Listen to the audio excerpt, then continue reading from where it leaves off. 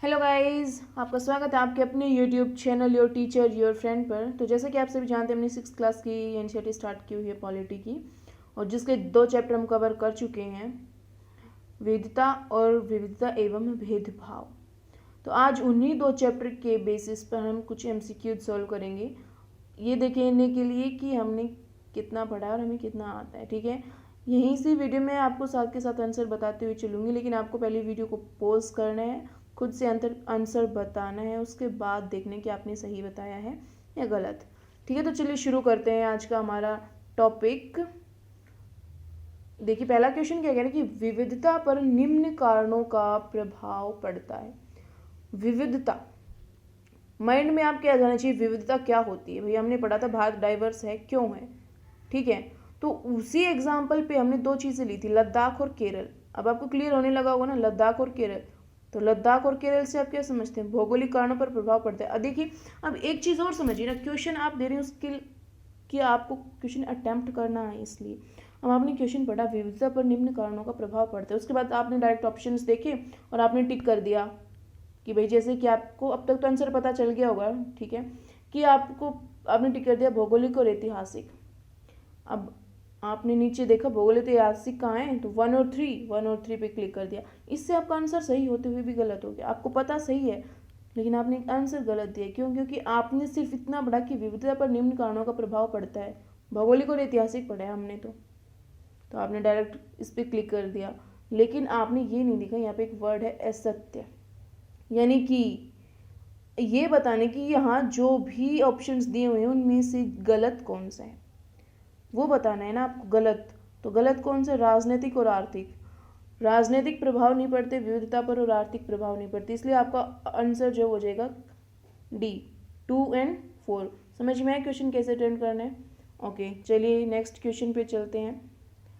राष्ट्रगान के रचयिता कौन है? कौन है भाई राष्ट्रगान के रचयिता?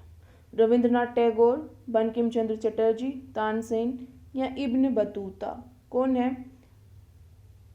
रविंद्रनाथ टैगोर। ठीक है, रविंद्रनाथ टैगोर राष्ट्रगान के रचयिता हैं। उन्होंने राष्ट्रगान को कब लिखा था भाई? कब लिखा था उन्होंने राष्ट्रगान को? उन्होंने राष्ट्रगान को लिखा था 11 दिसंबर 1911 में, यानी कि 11 दिसंबर 1911 में उन्होंने राष्ट्रगान को लिखा था। क्या राष्ट्रगान हमेशा से हिंदी में ही था? नहीं, राष्ट्रगान जब लिखा गया था उस टाइम वो बंगाली लैंग्वेज में था। ठीक है, बांग्ला में था। और फिर वो सबसे पहले राष्ट्रगान गाया कब गया था? देखिए, राष्ट्रगान जब लिखा गया था तो वो लिखा गया था 11 दिसंबर 1911 में।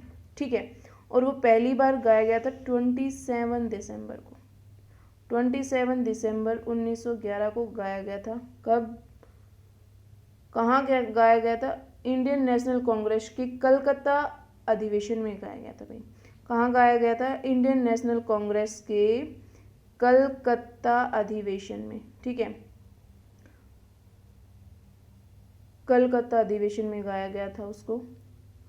अच्छा जी, अब इतना समझ में आया हमने कि रविंद्रनाथ टैगोर ने लिखा गया तब बांग्ला में था। इसको नेशनल कांग्रेस के अधिवेशन में, कलकत्ता अधिवेशन में गाया गया 27 दिसंबर 1911 को। ठीक है जी, अब ये हमारे राष्ट्रगान के रूप में कब आया? हमने इसको कब अपनाया अपने राष्ट्रगान के रूप में? तो ये हमने अपने राष्ट्रगान के रूप में अपनाया था 24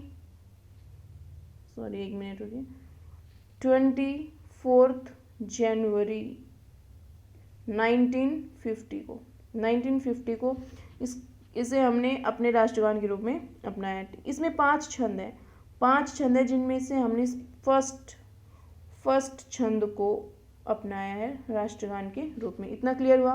कौन है रचयिता? रविंद्रनाथ टैगोर। कब बनाया गया था? 11 दिसंबर 1911 को। पहली बार कब गाया गया? 27 दिसंबर 1911 को राष्ट्रीय कांग्रेस अधिवेशन, कलकत्ता अधिवेशन में इसको गाया गया। कब अपनाया गया? 1950 में इसको अपनाया गया। ठीक है, इसका हिंदी वर्जन जो था वो। अच्छा जी, नेक्स्ट क्वेश्चन देखिए। नेक्स्ट क्वेश्चन कह रहा है कि पूर्वाग्रह से आप क्या समझते हैं? क्या होते हैं पूर्वाग्रह? अब आपने पढ़ा भाई 2nd चैप्टर में, पूर्वाग्रह, रूढ़िबद्ध धारणाएं, उनके बेसिस पे भेदभाव। तो क्या होता है पूर्वाग्रह? पहले से बनाई गई राय, या अधिकतर नकारात्मक होती है, दोनों है या कोई नहीं? कौन सा ऑप्शन है भाई इसमें? पूर्वाग्रह क्या होते हैं? तो जैसा कि हम सभी को पता है, पूर्वाग्रह पहले से बनाई गई कोई राय होती है। हम किसी भी इंसान के बारे में पहले से कोई राय बना लेते हैं बिना सोचे समझे कुछ भी, केवल उसके धर्म को सुनकर, उसकी कास्ट को सुनकर, उसके जेंडर को सुनकर, उसके जहाँ से वो आता है उसे सुनकर, उस जगह का नाम सुनकर हम उसके बारे में राय बना लेते हैं। कुछ भी वो पूर्वाग्रह होते हैं और ये अधिकतर नकारात्मक होते हैं। ये नहीं कि हमेशा नकारात्मक होते हैं, लेकिन ये अधिकतर नकारात्मक होते हैं। इसलिए जो हमारा राइट आंसर होगा वो होगा option C. Option C is right answer. ठीक है, क्लियर हुआ? चलिए जी नेक्स्ट। समानता का अधिकार संविधान के किस भाग व अनुच्छेद में निहित? अब आप कहेंगे मैडम ये तो एनसीईआरटी में है ही नहीं। एनसीईआरटी में नहीं है, लेकिन हमने इसे पढ़ा है। मैंने आपको बताया था धार्मिक स्वतंत्रता का अधिकार भी मैंने आपको बताया था, समानता के अधिकार के बारे में भी मैंने आपको बताया था। ठीक है, तो चलिए बताइए, समानता का अधिकार संविधान के किस भाग व अनुच्छेद में निहित है? भाग 1 अनुच्छेद 12 से 16, भाग 2 अनुच्छेद 25 से 28, भाग 3 अनुच्छेद 25 से 28, भाग 3 अनुच्छेद 14 से 18। किस में है? अब जैसे कि आपको पता है कि हमारे जो फंडामेंटल राइट्स हैं वो कॉन्स्टिट्यूशन के भाग 3 में है, यानी कि पार्ट 3 में है। और कहाँ से कहाँ तक है? आर्टिकल 12 से 35 तक है। अब उनमें सबसे पहले हमारे पास आता है समानता का अधिकार, राइट टू इक्वेलिटी। ठीक है, राइट टू इक्वेलिटी आता है। राइट टू इक्वेलिटी कहाँ से कहाँ तक है भाई? हमारे पास राइट टू इक्वेलिटी जो है वो 14 to 18 तक है। ठीक है, 14 to 18 तक क्या है? Right to equality. तो इससे हमारा कौन सा ऑप्शन सही होता है? D, part 3 article 14 to 18। Clear है? अच्छा जी, चलिए उसके बाद आता है संविधान का जनक किसे कहा जाता है? Who is the father of constitution? किसे कहा जाता है भाई संविधान का जनक? B R Ambedkar. B R Ambedkar को कॉन्स्टिट्यूशन का फादर यानी कि संविधान का जनक कहा जाता है। नेक्स्ट क्वेश्चन है, भेदभाव के क्या कारण है? क्या कारण है भाई भेदभाव के? जाति व्यवस्था, पूर्वाग्रह, रूढ़िबद्ध धारणाएं, कोई नहीं। अब देखिए भेदभाव के कारण क्या हैं और इनमें ये बताने कि कौन सा कथन जो है वो सत्य है। केवल 1, केवल 2, केवल 4, केवल 1, 2 व 3, कौन सा कथन सत्य है? भाई हम जाति व्यवस्था के आधार पर भी भेदभाव करते हैं, है ना? जाति व्यवस्था के आधार पर भी हम भेदभाव करते हैं। पूर्वाग्रह, जब हम किसी को लेकर पूर्वाग्रहित हैं, हमने किसी के बारे में पहले से कोई राय बना रखी है नेगेटिव, तो हम उस इंसान के साथ उसी बेसिस पे बिहेव करेंगे तो वो क्या होगा? भेदभाव। रूढ़िबद्ध धारणाओं के आधार पर हम व्यवहार करेंगे, वो क्या होगा? भेदभाव। तो ये तीनों ऑप्शन क्या है हमारे पास? सही है। तो हमारे पास आंसर क्या हो जाएगा? D, 1, 2 and 3। ठीक है, चलिए विविधता के संदर्भ में विभिन्न धर्मों का होना, विभिन्न भाषाओं का होना, विभिन्न सांस्कृतिक पृष्ठभूमियों का होना या कोई नहीं, कौन सा कथन सत्य है? देखिए इस चीज़ पे ना आपको हमेशा फोकस करके चलना है। किस चीज़ पे फोकस करना है कि यहाँ क्या दे रखा है, सत्य या असत्य। ठीक है, इसी बेसिस पे आपका क्वेश्चन सही या गलत होगा। अगर आपने इस चीज़ को नहीं पढ़ा, केवल इतना ही क्वेश्चन पढ़ के और डायरेक्ट आंसर्स पे चले जाएंगे, तो आपको हो सकता है कि क्वेश्चन गलत हो जाए। आपने ये 4 ऑप्शन पढ़े, उसके बाद यहाँ डायरेक्ट यहाँ पर आ गए केवल 1, 2, 3, तो इनमें से हो सकता है आप गलत कर दें। अगर मैंने असत्य पूछा हो तो आपका क्वेश्चन गलत हो सकता है ना। ऑप्शन भी मैंने 2 दे दिए हूँ, सत्य 2 असत्य, तो आप गलत कर सकते हैं। इसलिए इस पे फोकस करना बेहद जरूरी होता है। क्वेश्चन को हमेशा कंप्लीट पढ़ें। ठीक है, कौन सा कथन सत्य है? विभिन्न धर्मों का होना, भाषाओं का होना, सांस्कृतिक पृष्ठभूमियों का होना। भाई कोई भी देश डाइवर्स कब होगा? जब उसमें विभिन्न धर्म होंगे। हमारा भारत डाइवर्स है क्यों है? क्योंकि हमारे भारत में मुख्य जो 8 धर्म हैं विश्व में, उन सभी के मानने वाले रहते हैं, उन सभी के अनुयायी रहते हैं।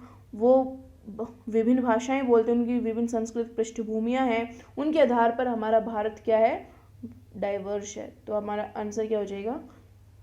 1, 2 एंड 3। ठीक है, अच्छा जी, तो ये थे हमारे क्वेश्चंस। आई होप आपको समझ में आ गया होगा।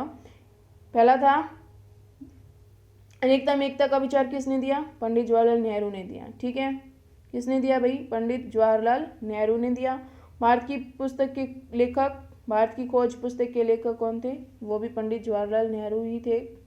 विविधता पर निम्न कारणों का प्रभाव पड़ता है भाई, भौगोलिक और ऐतिहासिक कारणों का प्रभाव पड़ता है विभिन्न विविधता पर।